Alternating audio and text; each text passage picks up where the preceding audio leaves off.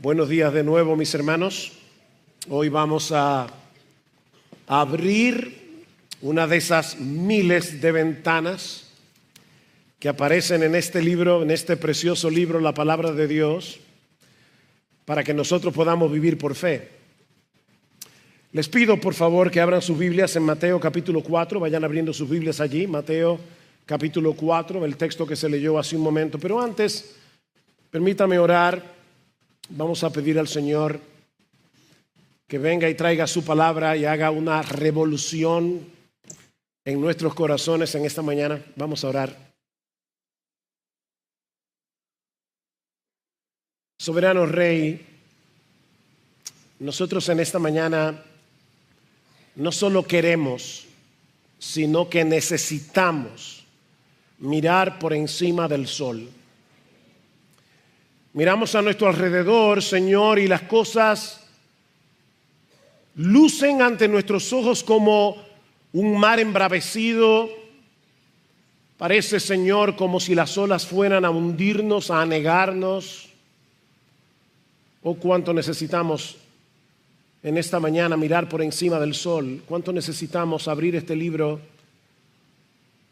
y permitirnos que tu Espíritu Santo ilumine nuestro entendimiento para que nosotros podamos seguir aprendiendo cómo vivir por fe, no por vista. Padre, tu iglesia aquí te necesita. Las personas que han venido de visita hoy domingo te necesitan.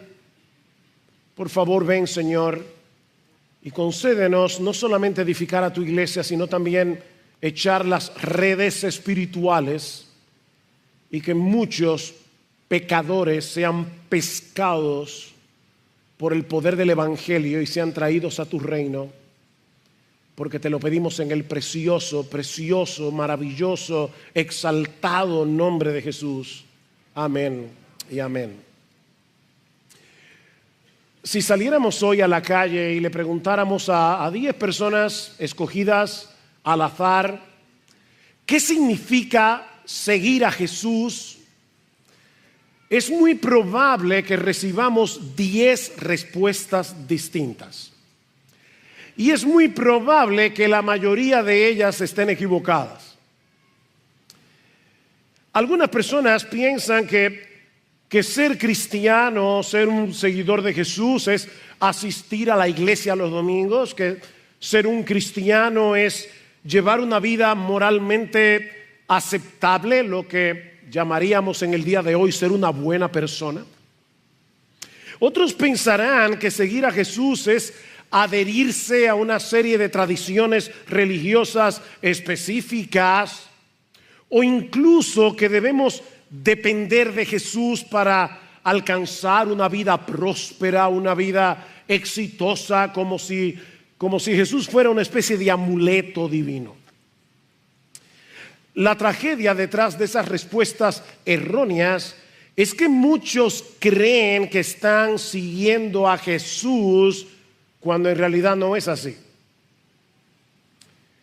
Dicen que son cristianos, pero continúan persiguiendo sus propios intereses, sus propias metas en la vida, sus propias ambiciones, sus propios deseos. En otras palabras, ellos no están siguiendo a Jesús, que tiene otras metas, otras ambiciones, otros deseos, sino que se están siguiendo a sí mismos.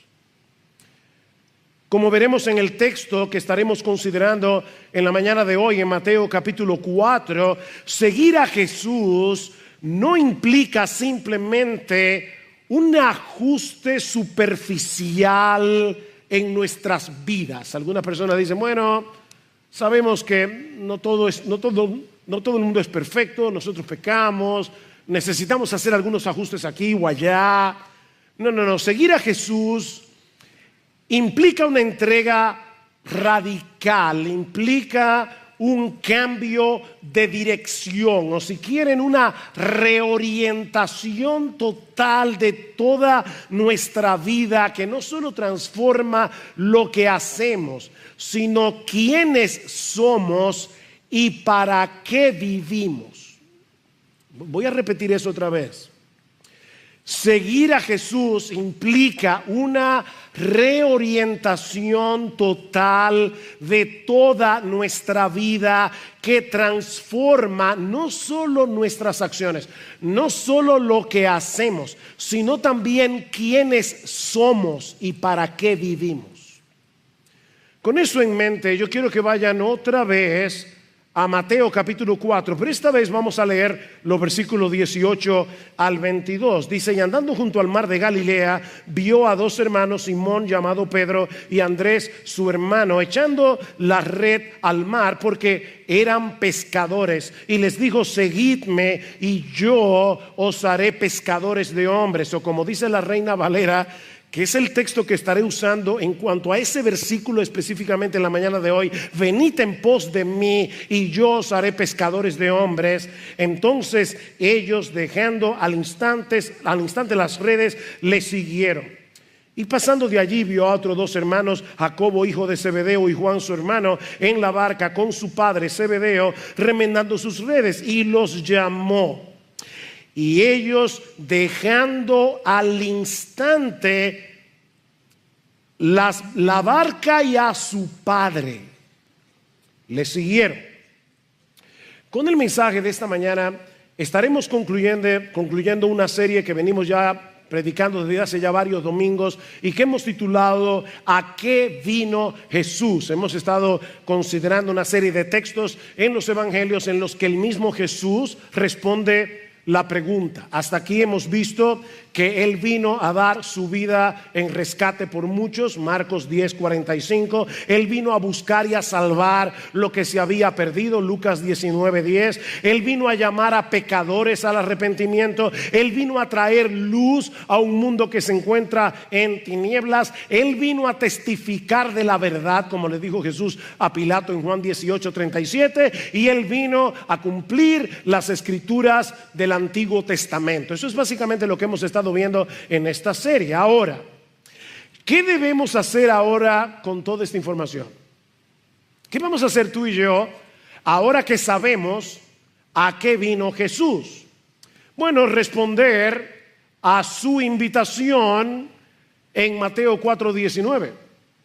Venid en pos de mí y yo os haré pescadores de hombres. Estas palabras de Jesús, que parecen tan sencillas, encapsulan tres aspectos fundamentales del discipulado cristiano.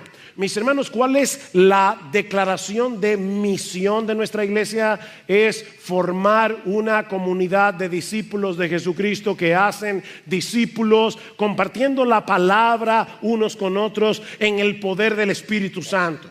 Esa misión, esa declaración de misión, no se la inventaron los pastores de Iglesia Bíblica del Señor Jesucristo. Es una declaración de misión que nosotros extrajimos de varios textos de las Escrituras, incluyendo Mateo 4:19. ¿Cuáles son los tres aspectos fundamentales del discipulado cristiano que se encuentran en Mateo 4:19? Bueno, en primer lugar es un llamado a seguir a Jesús. En segundo lugar es un llamado a ser transformado por Jesús. Y en tercer lugar es un llamado a abrazar la misión de Jesús. Sencillo, ¿verdad? Es un llamado a seguir a Jesús. Es un llamado a ser transformado por Jesús. Es un llamado a abrazar la misión de Jesús. Y lo que yo voy a hacer en esta mañana es desempaquetar estos tres aspectos que se encuentran en nuestro texto, Mateo capítulo 4, versículo 19. Así que veamos en primer lugar el llamado a seguir a Jesús. Una de las cosas que me sorprenden constantemente de las Escrituras es la forma tan sencilla como la Biblia explica doctrinas y enseñanzas que son muy profundas. Porque la narración de Mateo en nuestro pasaje es una historia tan simple, ¿verdad? Es una historia tan clara, pero en esa aparente simplicidad se encierran verdades sumamente profundas con respecto al discipulado. Lo que estoy diciendo es que esta historia no se trata simplemente de un grupo de hombres que dejan su trabajo para seguir a un maestro itinerante llamado Jesús. No, es una escena que captura el poder transformador del llamado de Jesús. La historia comienza con Jesús caminando junto al mar de Galilea hasta que él se topa con dos hermanos llamados Pedro y Andrés. Jesús los llama para que lo sigan y dice Mateo que dejando al instante las redes, le siguieron. Un poco más adelante se topa con otros dos hermanos, Jacobo y Juan, y hace lo mismo. Los llama y solo que en este caso Mateo añade que ellos dejaron la barca y a su padre para seguir a Jesús. Ahora déjenme contextualizar un poco para que ustedes entiendan lo que está sucediendo aquí. Para un judío del primer siglo, la lealtad a la familia no era simplemente un asunto de amor y de afecto.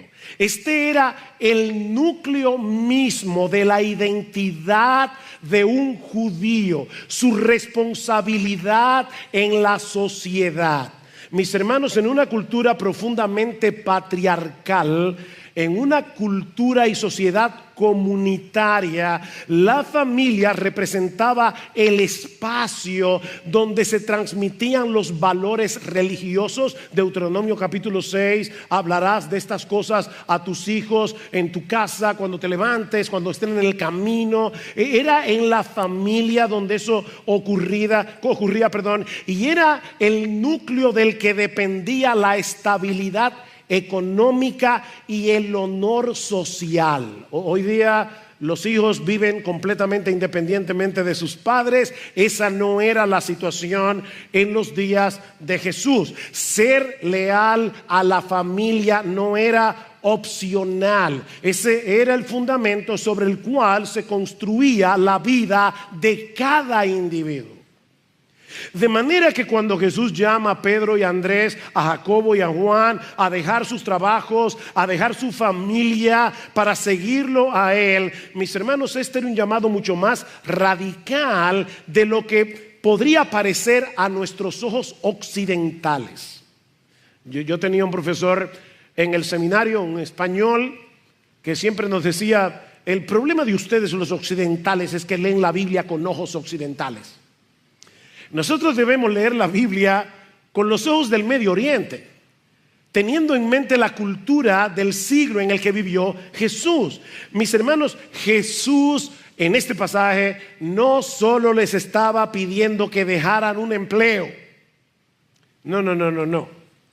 Jesús les estaba pidiendo que reconfiguraran por completo su identidad y sus prioridades. Era un llamado a dejar atrás no solo barcas y redes, sino también las expectativas culturales que definían quiénes eran, cuál era su lugar en el mundo. Y obviamente en ese momento ellos no tenían un claro entendimiento de todo lo que implicaba seguir a Jesús, pero estos hombres dejaron todo atrás, porque entendieron en ese momento, entendieron que el llamado de Jesús, que lo que Jesús les estaba ofreciendo era infinitamente superior que lo que ellos estaban dejando. Estos hombres comprendieron en ese momento que el reino de Dios no era simplemente un concepto, era una realidad presente en la persona de Jesús, el Rey del reino, que lo exige todo porque lo ofrece todo. Yo recuerdo hace muchos años atrás que un miembro de esta iglesia, dando su testimonio, decía: mira, cuando yo me convertí, yo recuerdo que entendí el llamado de la Biblia y yo le decía al Señor: bueno, Señor, mira, yo estoy dispuesto a darte el 50% de mi vida. Y Jesús me dijo: no, está bien, te voy a dar el 75% de mi vida. Y Jesús me dijo: no, Así que le dije, bien, Señor, mira, te voy a dar el 99% de mi vida. Y Jesús me dijo, no, es el 100%. Este no es un llamado que tú puedes seguir a medio tiempo. Este es un llamado a tiempo completo. Es el llamado del Rey de Reyes, del Señor de los Señores, del Hijo de Dios encarnado. Un Rey que lo exige todo porque lo dio todo. Ahora, debo aclarar que esto no significa que Jesús estuviera negando la importancia de la familia o que Jesús estuviera moviendo a estos dos pares de hermanos a violar el quinto mandamiento: honra a tu padre y a tu madre. Obviamente no, pero sí estaba estableciendo una lealtad a Jesús que supera todas las otras lealtades terrenales. Ese es el llamado. ¿Qué dice el Señor en Mateo capítulo 10, versículo 37? El que ama a padre o madre más que a mí no es digno de mí.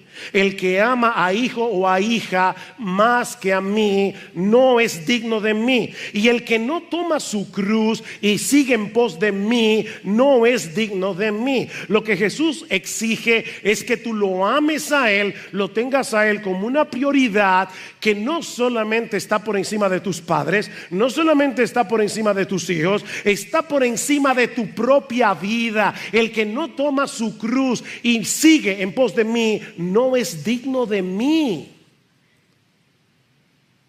Es un rey que lo exige todo porque Él lo dio todo.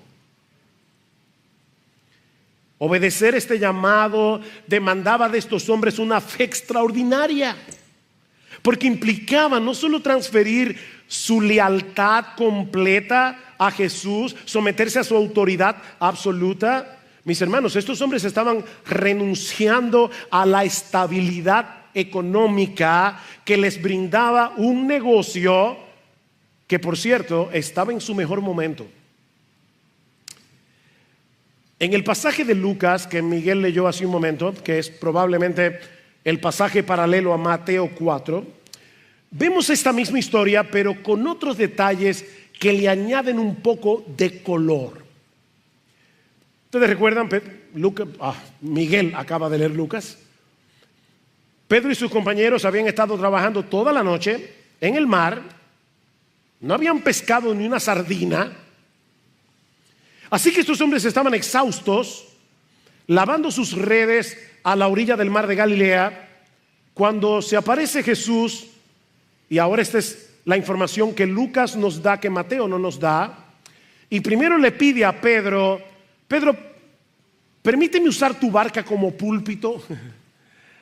Jesús se sube en la barca de Pedro, la aleja un poco porque había demasiada gente en la orilla, y Jesús comienza a enseñar la palabra de Dios. Termina la enseñanza y ahora Jesús le pide a Pedro que lleven la barca mar adentro para volver a pescar. Y yo me puedo imaginar a Pedro diciendo: zapatero a tu zapato. Mira, tú puedes ser muy sabio, pero tú eres un carpintero. Yo soy un pescador profesional. Nosotros nos hemos pasado la noche entera pescando, que era la hora más óptima para pescar. No hemos sacado nada y ahora tú me estás pidiendo que vuelva de nuevo al mar. Nosotros que estamos exhaustos. Mis hermanos, esta gente se había pasado la noche entera pescando y no habían sacado nada. Y ahora Jesús le dice: Pedro, confía en mí, boga mar adentro y vuelvan a echar las redes. Y Pedro le dice: está bien, Señor, en tu palabra, como dice la Reina Valera, en tu palabra echaré la red. Y dice Lucas que la pesca fue tan grande que las redes comenzaron a romperse. Tuvieron que llamar 2 barcas adicionales que por poco se hunden por el peso de la pesca. Y mis hermanos, es precisamente en ese momento, cuando el negocio estaba boyante, cuando no podía estar mejor, que Jesús les dice a estos hombres: déjenlo todo y síganme a mí. Mira, por favor, usa un poco tu imaginación. ¿Qué hubieras hecho tú? Tú miras las barcas, cientos de peces en las redes, y a un maestro que apenas está comenzando su ministerio, que te dice: ven y sígueme a mí, déjalo todo y sígueme. ¿Qué hubieras hecho tú? Estos hombres estaban dejando atrás una pequeña empresa pesquera. ¿Se dieron cuenta que dicen que eran socios? Pedro y Andrés, Jacobo y Juan. Era una empresa pequeña. Esta gente no era pobre, tampoco eran millonarios, pero tenían estabilidad económica. Ellos están dejando atrás esta pequeña empresa pesquera. Ellos están dejando atrás las redes llenas de peces, porque ellos entendieron y creyeron que lo que Jesús les estaba ofreciendo era 1000 veces mejor. Y yo te pregunto otra vez, ¿tú crees eso? Porque eso es lo que implica seguir a Jesús. Dice el Señor: aquel que no renuncia a todo lo que posee no puede ser mi discípulo. ¿Significa eso que tú tienes que dejar tu negocio igual que hicieron los discípulos originales? No.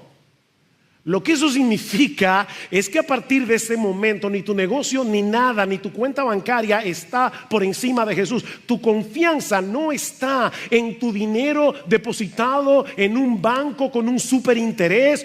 Tu confianza está depositada únicamente en Jesús. A partir de ese momento ellos estaban matriculando en una especie de academia ambulante. Dice en Marcos capítulo 3 versículo 14 que Jesús llamó a 12 para que estuvieran con él y para enviarlos a predicar. ¿Se dan cuenta? Primero para que estuvieran con él, luego para enviarlos a predicar. Estos hombres, a partir de este momento, durante 3 años y un poco más, ellos iban a caminar con Jesús, ellos iban a escuchar las enseñanzas de Jesús, ellos iban a ver a Jesús actuar, ellos iban a ver a Jesús interactuando con las personas que se encontraban en el camino. Y todo eso era parte del currículum. Ellos iban a ver a Jesús lidiando con el ataque constante de los fariseos. Ellos verían a Jesús teniendo compasión de los necesitados. Ellos iban a ver a Jesús juntándose con los despreciados publicanos, juntándose con prostitutas. Y todo eso estaba calando en la mente y el corazón de estos hombres. Cada palabra, cada acción, cada mirada de compasión, cada reprensión de Jesús era una lección viva para ellos. ¿Qué escuela? Jesús no estaba formando discípulos teóricos. Jesús estaba formando hombres que iban a reflejar su carácter. Estaba formando hombres que debían absorber sus opiniones, hombres que deberían llegar a pensar y actuar como Jesús. En otras palabras, mis hermanos, Jesús llamó a estos hombres para enseñarles a ser como Jesús. Ese es el currículum. Jesús iba a enseñarles a ser como Jesús. Y ¿sabes qué, mi amigo? Ese es el mismo llamado que Jesús te hace hoy por medio de la predicación del Evangelio. Aunque Él no está físicamente presente con nosotros hoy, nosotros podemos ver a Jesús, podemos verlo en las páginas de los Evangelios, podemos escuchar sus enseñanzas por medio de su palabra, podemos realmente seguirlo a Él. Este es un llamado a abandonar cualquier cosa. Óyeme bien, mi hermano, mi amigo. Este es un llamado a abandonar cualquier cosa que compita con Jesús por el lugar supremo en tu corazón. Ven que no se puede ser seguidor de Jesús a medio tiempo. Dice el Señor en Mateo 16:24, si alguno quiere venir en pos de mí, niéguese a sí mismo, tome su cruz y sígame. La conversión implica un cambio de lealtades. La conversión implica un traslado de nuestra confianza, de nuestra dependencia. Antes confiábamos en cosas terrenales como el dinero, la reputación, las tradiciones religiosas o incluso en nuestra propia capacidad. Pero ahora estamos transfiriendo nuestra lealtad, estamos transfiriendo nuestra confianza únicamente, absolutamente, exclusivamente a la persona de Jesús. Es por eso que este es un llamado que comienza con el arrepentimiento. Que dicen en Mateo 4:17, desde entonces comenzó Jesús a predicar y a decir: arrepentíos, porque el reino de los cielos se ha acercado. Y lo mismo vemos en la pesca milagrosa. ¿Recuerdan cuando Pedro estaba allí sacando las redes? Las redes se estaban rompiendo, llenas de peces, y de repente Pedro cae en la cuenta de lo que significa este milagro. Él dice: esta persona que está delante de mí no puede ser un mero hombre. Yo estoy delante de la presencia de Dios mismo. Y dice que Pedro se postra y dice: apártate de mí, Señor. Al principio le había dicho: maestro, toda la noche hemos estado pescando y no sacamos nada. Pero ahora de repente Pedro dice: si este hombre es capaz de mirar a lo profundo del mar y es capaz de llamar soberanamente a los peces para que se metan en las redes, este hombre también puede ver en lo profundo de mi propio corazón. Apártate de mí, Señor, yo soy un hombre pecador. Este camino del discipulado necesariamente comienza con el arrepentimiento.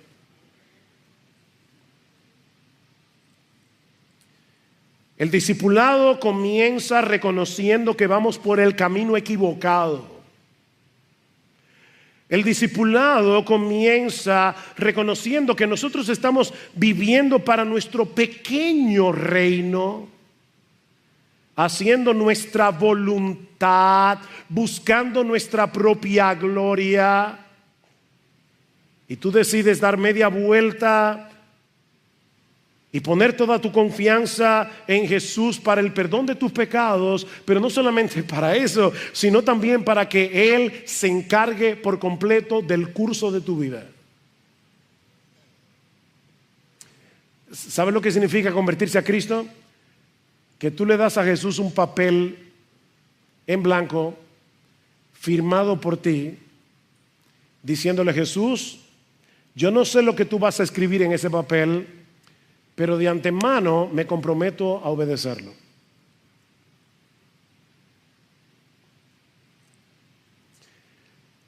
Los seguidores de Jesús van detrás de Jesús. Eso es obvio. Los seguidores de Jesús van detrás de Jesús en el camino de la obediencia a la voluntad de Dios. No siempre seguir a Jesús te va a llevar por el camino que más te gusta. Pero ahí es que entra en juego la fe. Señor, yo no entiendo por qué me estás llevando por este camino tan empinado. Yo no entiendo por qué me estás llevando por este camino tan doloroso. Yo no entiendo por qué me estás llevando por este camino tan peligroso. Pero ¿sabes qué, Señor? Yo te estoy siguiendo a ti. Por donde tú vayas iré, lo que tú me pidas haré. No porque confío en mis propias fuerzas, porque no confío en eso. Confío en la dependencia, en el poder del Espíritu Santo obrando en mí. Y no lo voy a hacer, Señor, para ganarme tu favor. Yo no te estoy diciendo: Señor, yo estoy dispuesto a seguirte para que tú me salves. No, mi amigo, óyeme bien. Tú no tienes que hacer eso para ganarte el favor de Jesús. Tú no tienes que obedecer la voluntad de Dios para ganarte el favor de nadie. Tú tienes que hacer eso, si eres cristiano, porque ya fuiste favorecido por Dios de pura gracia, gratuitamente. Pero ese es el llamado: ir detrás de Jesús. Es un llamado a la muerte del yo, para comenzar a vivir una nueva vida que es la vida de Cristo en mí. Con Cristo estoy juntamente crucificado, ya no vivo yo, mas vive Cristo en mí. Y lo que ahora vivo en la carne, es decir, en este cuerpo terrenal, lo vivo en la fe del Hijo de Dios, el cual me amó y se entregó a sí mismo por mí.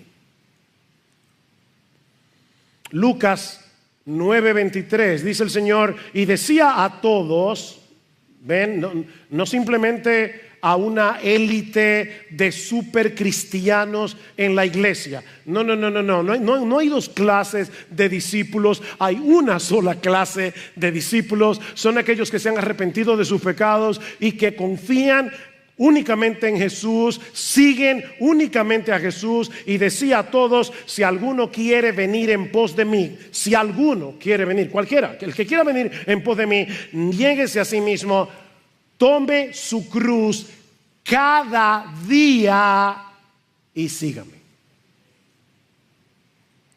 ¿Y por qué ese énfasis en cada día? Bueno, porque el pecado todavía mora en nosotros y cada día nosotros vamos a ser tentados a bajarnos de la cruz. Es cada día. Los discípulos de Jesús tienen una lucha a muerte todos los días. Una lucha a muerte contra patrones de pecados, una lucha a muerte contra ambiciones egoístas, una lucha a muerte incluso, escuchen esto, contra cosas buenas que están amenazando nuestra lealtad a Jesús. Porque si tú le estás dando a una cosa buena como tu esposa, tu familia, etcétera, si tú le estás dando tu lealtad a una cosa buena, pero por encima de tu lealtad a Jesús, eso se llama idolatría. Has convertido esa cosa buena en un ídolo. Y ahora yo te pregunto, honestamente, ¿tú estás siguiendo a Jesús? ¿Tú estás siguiendo a Jesús? ¿O todavía tú sigues creyendo que eres tu propio amo? ¿Que eres tu propio dueño? ¿Que eres tu propio Señor? Porque si es así, mi amigo, arrepiéntete y ven a Jesús. Arrepiéntete y ven a Jesús. Mi amigo, escucha con toda seriedad este llamado y obedécelo. Y obedécelo cuanto antes, porque es un llamado urgente. En una ocasión, Lucas capítulo 9, el Señor va caminando por las calles y se acerca una persona y le dice: Señor, te seguiré a donde quiera que vayas, pero deja que vaya primero y entierre a mi padre. Y probablemente la idea era esta. Para un judío, otra vez, la lealtad a la familia era muy fuerte. O sea, no era simplemente que el padre se había muerto y él quería ir al mortuorio. Probablemente lo que le está diciendo es: Señor, mi padre no se ha muerto y yo no quiero darle ese dolor. Yo quiero estar ahí con él hasta que se muera. Cuando yo te lo entierro y te sigo. Y Jesús le dice: no. Deja que los muertos entierren a sus muertos y tú ven y sígueme. Esto es un asunto urgente. Mi amigo, esto es un asunto de vida o muerte. El día de la salvación es aquí ahora para ti. Dios te trajo a escuchar su palabra para que escuches el llamado de Jesús. Ven y sígueme ahora. Pero ya dijimos que este es un llamado a seguir a Jesús, pero también es un llamado a ser transformados por Jesús. Es un llamado a ser transformados por Jesús. Vengan en pos de mí, síganme a mí. ¿Y qué dice Cristo? Yo los haré. Yo los convertiré en pescadores de hombres. Estos hombres no se iban a convertir en pescadores de hombres por su habilidad innata. No era que, bueno, Pedro y Andrés, a Juan y Jacobo, ustedes son buenos en la pesca, así que seguramente cuando vengan y me sigan, ustedes van a ser buenos pescando hombres. No, dice Jesús, eso depende completamente de mí. Vengan en pos de mí, síganme a mí, aprendan de mí, y en el camino yo me voy a encargar de convertirlos, yo me voy a encargar de transformarlos, yo me voy a encargar de capacitarlos para que ustedes se conviertan en pescadores de hombres. Esto no depende de vuestra propia inteligencia, esto no es por la fuerza de voluntad. No, Cristo mismo iba a transformarlos en instrumentos útiles para el reino de Dios. ¿No te alienta eso, mi hermano? Nosotros nos vemos tan débiles. Bueno, mira a Pedro en la Biblia. Tú quieres un hombre más impulsivo, que haya metido más la pata que Pedro. Y precisamente fue a ese hombre que Cristo lo convirtió en uno de los instrumentos más poderosos para predicar el evangelio a los judíos y a los gentiles. Es Jesús. La clave no está en ti, la clave no está en tus capacidades innatas, la clave está en Jesús. El discipulado es una obra de la gracia de Dios. ¿Qué dice Pablo en Filipenses 1:6? Dice: el que comenzó en vosotros la buena obra, Él la perfeccionará hasta el día de Jesucristo. Ven, Él comenzó la obra, no fuiste tú. Y por lo tanto Él la completará, no tú. Jesús es el que llama soberanamente, Jesús es el que nos capacita, Jesús es el que dirige nuestras vidas hacia el propósito que Él tiene para cada uno de nosotros. Es una obra de transformación progresiva por medio del Espíritu Santo, aplicando en nosotros con poder su palabra para hacernos cada vez más como Jesús y para convertirnos en instrumentos de Jesús. Cuando Cristo llamó a Pedro, a Juan, a Andrés, a Jacobo y a Juan, mis hermanos, nadie iba a prever lo que Él iba a hacer con ellos.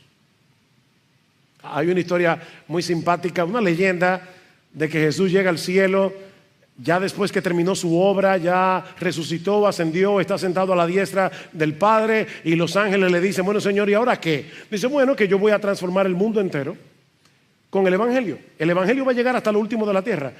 ¿Y cuál es tu plan? ¿No? Con esos 12 hombres que están ahí.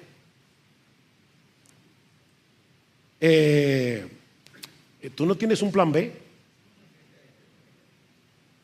O sea, espérate, déjame ir sintiendo. Con Pedro, el que te negó, con los otros que salieron corriendo en la resurrección, en la crucifixión, o sea, con esos que el día antes de tú ser arrestado estaban discutiendo entre ellos cuál iba a ser mayor en el reino de los cielos. O sea, de verdad, señores, con esos 12 hombres que tú vas a cambiar el mundo. Piénsenlo. No era precisamente un dream team. ¿Tú no tienes un plan B? No. Hay solo un plan A. Y es el único.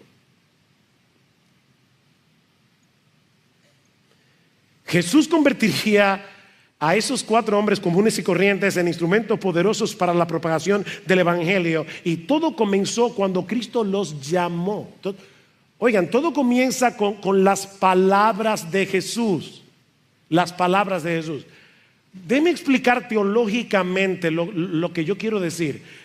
Así como en la creación inicial Dios habló y el universo fue formado, aquí Jesús habla con autoridad: sígueme, y produce una nueva creación en la vida de sus discípulos. Eso fue lo que Jesús hizo en tu vida. 2 Corintios 5:17: si alguno está en Cristo, nueva criatura es. El texto dice literalmente: si alguno está en Cristo, nueva creación es. Es una nueva creación.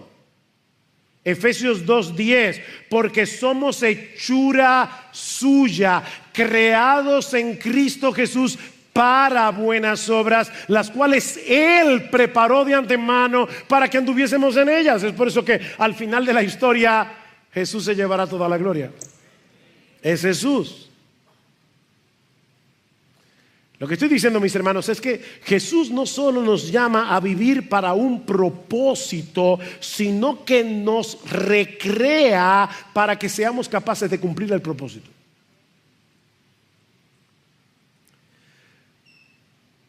Mi amigo, Jesús te está llamando tal como estás, pero no para dejarte como estás. Jesús te está llamando como estás, pero no para dejarte como estás. Él te está llamando para transformarte. Él te está llamando para darte una nueva forma de pensar. Él te está llamando para darte una nueva capacidad para obedecer la voluntad de Dios. Él te está llamando para darte nuevos deseos, nuevas ambiciones, nuevas metas, nuevos propósitos en tu vida. Para eso te está llamando Jesús.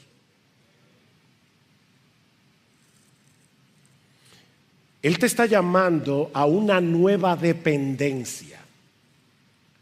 O sea, en vez de tú seguir dependiendo de tus propias capacidades o en cualquier otra cosa, Él te está llamando para que desde ahora en adelante tú dependas de Él, para que Él te cambie, para que Él te dé la capacidad de obedecer, para que Él te capacite a servirle en su reino. ¿Qué dice el salmista? Encomienda al Señor tu camino y confía en Él y Él hará.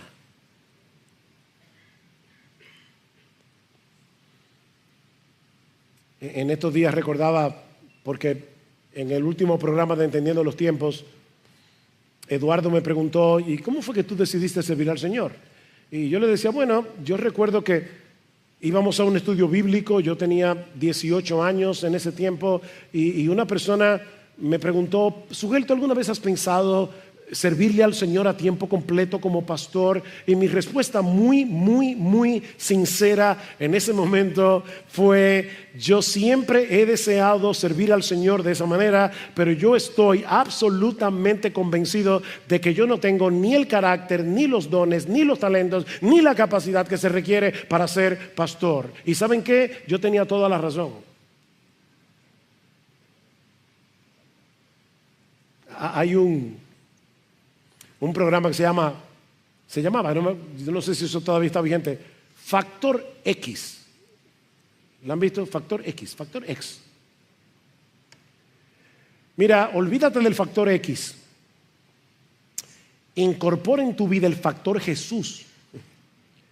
Porque es Jesús el que va a hacer el cambio, es Jesús el que te va a dar la capacidad, es Jesús el que te va a hacer un instrumento útil en sus manos. Pablo le dice a Timoteo: Timoteo, tú hijo mío, fortalécete en la gracia que hay en Cristo Jesús. Y esta palabra fortalécete es interesantísima, porque conlleva la idea de ser capacitado, o una palabra que está muy de moda hoy, empoderado.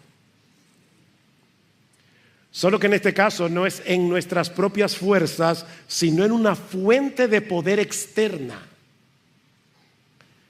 Sé empoderado por medio de una fuente de poder externo, que es, en este caso, la gracia que se encuentra en Cristo Jesús. Hijo mío, fortalécete, empodérate en la gracia que es en Cristo Jesús. ¿Qué significa eso? Reconocer nuestra debilidad, nuestra impotencia, y depender completamente del poder que Cristo provee. Mis hermanos, esto en la práctica es una práctica diaria de humillación, humillarnos. Señor, yo no puedo. Es una práctica diaria de humillación, de orar, de buscar su presencia, de actuar en fe, confiando en que su gracia es suficiente para hacer lo que Él quiere que yo haga.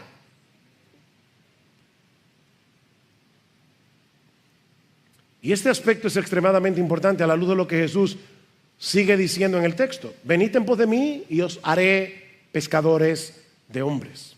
Y este es el tercer elemento del llamado que hemos visto hasta aquí. Este es un llamado a seguir a Jesús, es un llamado a ser transformado por Jesús, es un llamado a abrazar la misión de Jesús.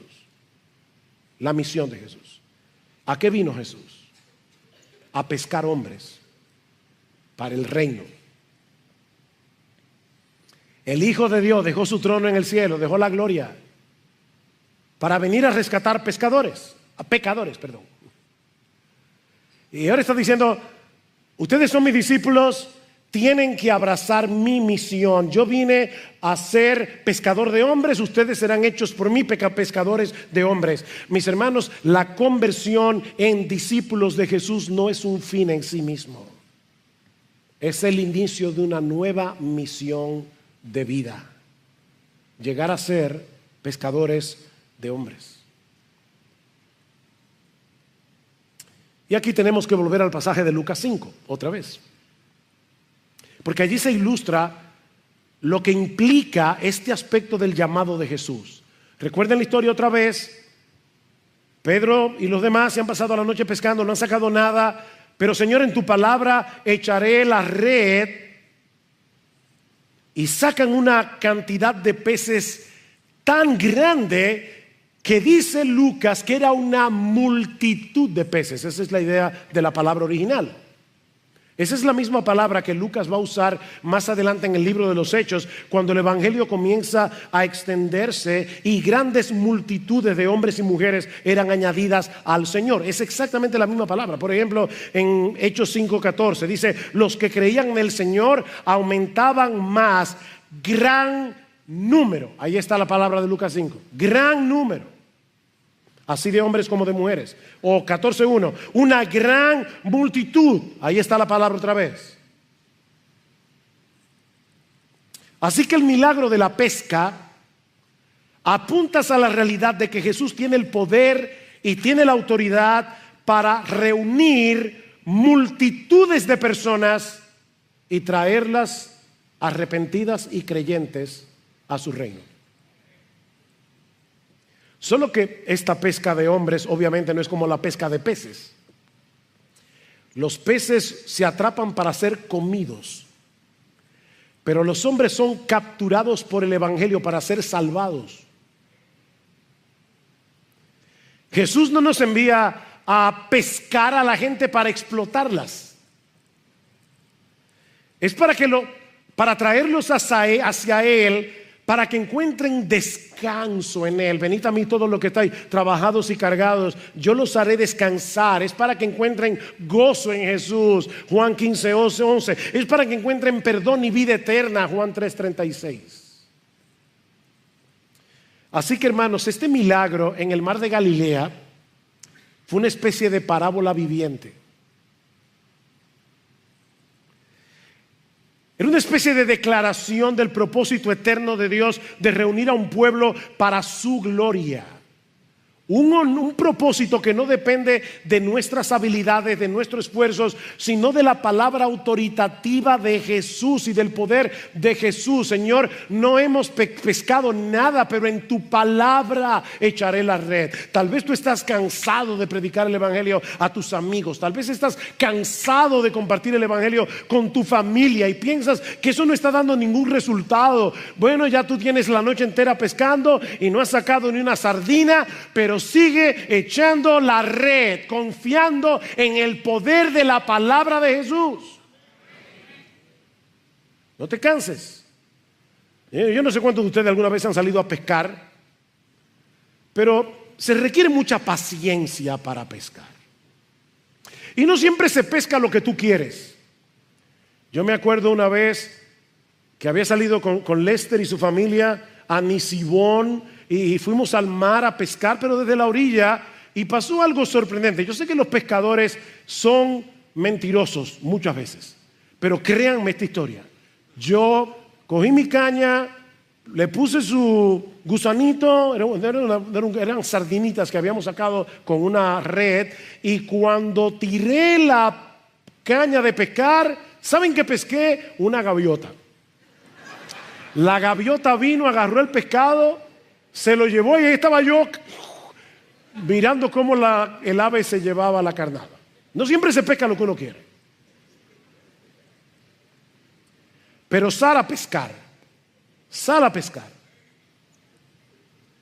Cristo promete en Mateo 16:18 que Él iba a edificar su iglesia y que las puertas del Hades no prevalecerán contra ella. Mi hermano, eso no depende de ti ni de mí, eso depende de Él.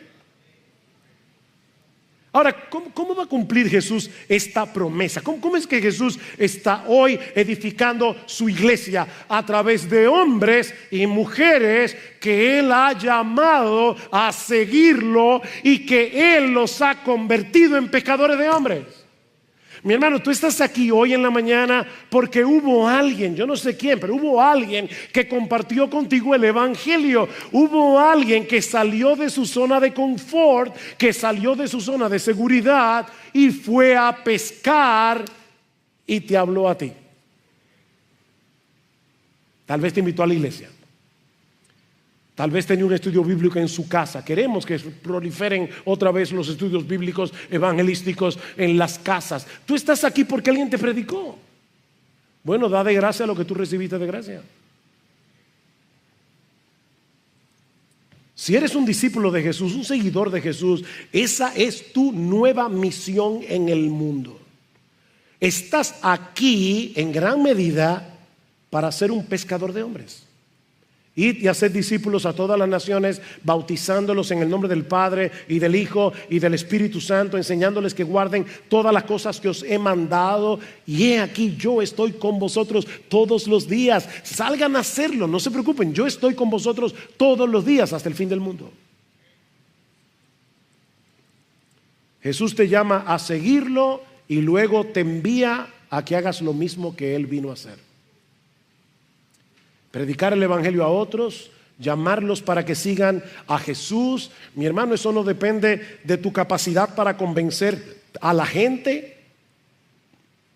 Eso depende del poder de Jesús que está en nosotros todos los días. Ese Jesús que obra por su Espíritu en los corazones de los hombres,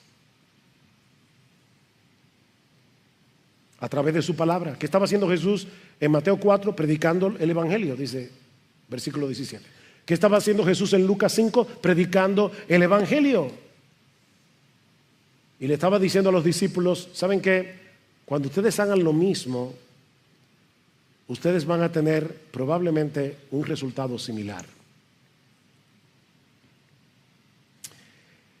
Nuestra responsabilidad no es convertir a la gente, es compartir el evangelio, dejando los resultados en las manos del Señor. Y mi hermano, no te sientas desanimado cuando tú no veas los resultados que deseas, porque no siempre nos toca a nosotros ver el final de la obra que Dios está haciendo. ¿Recuerdan las palabras de Pablo en 1 Corintios 3? Yo planté, Apolos regó, pero el crecimiento lo ha dado Dios.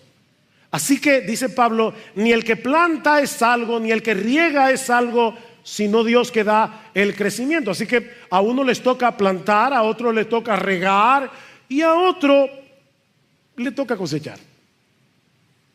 Pero es una labor en cierto modo comunitaria. Jesús dijo a sus discípulos en Hechos 1:8 que una de las razones por la que Él les enviaría el Espíritu Santo era para que recibieran el poder necesario para dar testimonio de Él hasta lo último de la tierra. Óyeme, Dios envió a tu vida el Espíritu Santo para que tú pudieras dar testimonio de Él hasta lo último de la tierra. Predica el evangelio, mi hermano, predica el evangelio. Como decía hace un momento, Jesús no tiene un plan B para alcanzar al mundo incrédulo con su palabra. Nosotros somos su plan, el único plan. Pablo dice en 2 Corintios 5:20 que nosotros somos embajadores en nombre de Cristo, como si Dios rogase por medio de nosotros. Escucha eso, como si Dios rogase por medio de nosotros. Os rogamos en nombre de Cristo, reconciliaos con Dios. Comparte el evangelio a tus familiares, comparte el evangelio a tus amigos, comparte el evangelio a tus compañeros de estudio, en el colegio, en la universidad. Pídele al Señor que te ayude a ver el mundo con los ojos de Jesús, como dice un antiguo himno. Hazme ver, Señor, al mundo como tú. Permíteme verlo con tus ojos. Permíteme ver la necesidad que tienen de ti. Y en oración dile a otros lo que hizo Jesús en la cruz para salvar a pecadores. Riega la semilla de la palabra en oración. Y Dios se encargará de usarla conforme a su perfecta y santa voluntad. Y si tú estás aquí sin Cristo, mi amigo, por favor no te vayas de este lugar sin obedecer el llamado de Jesús.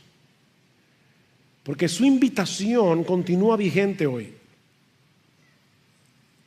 Qué precioso, venid a mí, todos los que estáis trabajados y cargados, y yo os haré descansar. Y Jesús le dijo eso a una sociedad de personas que creían que tenían que hacer esto y tenían que hacer esto y tenían que hacer esto para poder salvarse. Y Cristo le dice: venid a mí. Ustedes están cansados de tratar de ganarse la salvación por sus buenas obras. Vengan a mí, todos los que estáis trabajados y cargados, yo los haré descansar. Yo soy el pan de vida. El que a mí viene nunca tendrá hambre, y el que en mí cree no tendrá sed jamás. Si alguno tiene sed, venga a mí, beba. El que cree en mí, como dice la Escritura, de su interior correrán ríos de agua viva. Ven y síguelo, mi amigo. Deposita en Él toda tu confianza como el Dios encarnado que murió por pecadores en la cruz. Y yo te aseguro, por la autoridad de este libro, que tu fe no será defraudada. En Él encontrarás perdón, en Él encontrarás vida eterna, y tu alma hambrienta y sedienta será saciada en Jesús desde ahora y para siempre. Vamos a orar.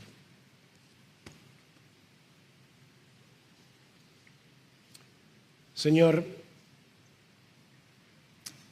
¿cuántas veces hemos echado la red del Evangelio?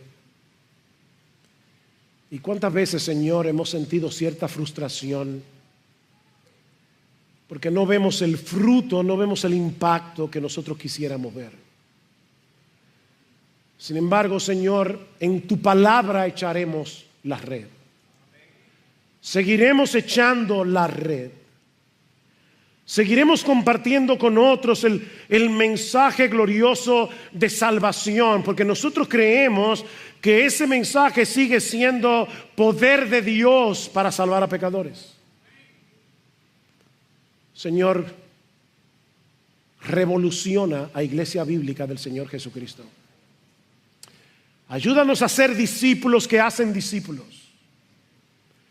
Ayúdanos, oh Señor, a seguirte a ti, a dejarnos transformar por ti a través de tu palabra. Oh Señor, convierte a cada miembro de esta iglesia en un pescador de hombres. A algunos les tocará sembrar, a otros regar, a otros cosechar. Pero Señor, por favor, concédenos ver al mundo con tus ojos. Y Padre, por favor,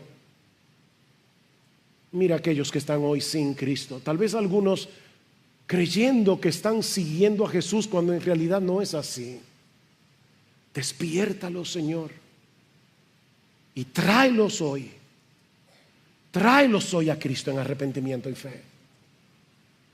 Oh Señor, obra por el poder de tu Espíritu a través de tu palabra que ha sido predicada, porque te lo pedimos en el nombre de Jesús.